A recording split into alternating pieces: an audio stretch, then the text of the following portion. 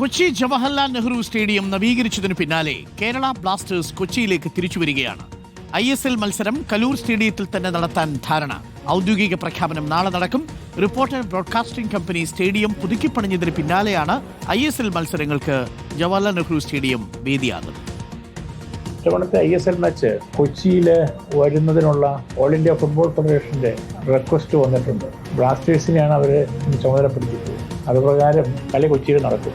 GCDA കൊച്ചിയിൽ കളി വരുന്നതിന് അനുകൂലമായിട്ടുള്ള എല്ലാ കാര്യങ്ങളും നിർവഹിക്കും. പ്രത്യേകിച്ച് സ്റ്റേഡിയം നവീകരിച്ചതിന് ശേഷം ISL മാച്ച് വരുന്നത് ഏറെ സന്തോഷകരമാണ്. മറിച്ച് വന്ന വാർത്തകളൊന്നും ഇപ്പോഴത്തെ നിലയിൽ നിലനിൽക്കുന്നതല്ല. ഒരു കാര്യം പറയാം, കളി ഇവിടെ നടക്കുന്നതിന് ആവശ്യമായിട്ടുള്ള എല്ലാ നീക്കുപോക്കുകളും ചെയ്യും. അത് GCDAക്ക് നട്ടം വരുത്തിക്കൊണ്ടൊന്നും ആയിരിക്കില്ല. പ്രത്യേകിച്ച് സ്റ്റേഡിയം മികച്ച നിലയിലേക്ക് മാറിയതുകൊണ്ട് അത് പരിഗണിക്കാം. വിവരങ്ങളുമായി സജോ ദേവസ്യയുണ്ട്. സജോ ദേവസ്യ, ഒടുവിൽ ISL മത്സരം തീരുമാനിക്കുന്നു. ബ്ലാസ്റ്റേഴ്സ് കലൂരിൽ തന്നെ കളിക്കുമല്ലേ?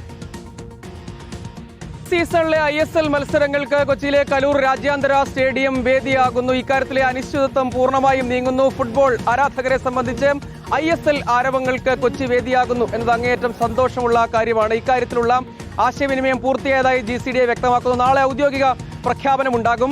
നേരത്തെ ഹോം ഗ്രൗണ്ട് ബ്ലാസ്റ്റേഴ്സ് മാറ്റുന്നത് പരിഗണിച്ചിരുന്നു. വാടക ഇനത്തിലെ തുകയുടെ കാര്യത്തിലടക്കം ഇളവ് വേണം, സൗജന്യമായി സ്റ്റേഡിയം വിട്ടു നൽകണം തുടങ്ങിയ ആവശ്യങ്ങളുണ്ടായിരുന്നു. ആവശ്യമായ ഇളവുകൾ പരിഗണിക്കാം, അത് അനുഭാവപൂർവ്വം പരിഗണിക്കാം. മത്സരം നടത്തുന്നതിനാണ് മുൻഗണന എന്ന് GCDA വ്യക്തമാക്കി. GCDA ചെയർമാൻ K ചന്ദ്രൻപിള്ള തന്നെ ഇക്കാര്യം ഔദ്യോഗികമായി സ്ഥിരീകരിച്ചു.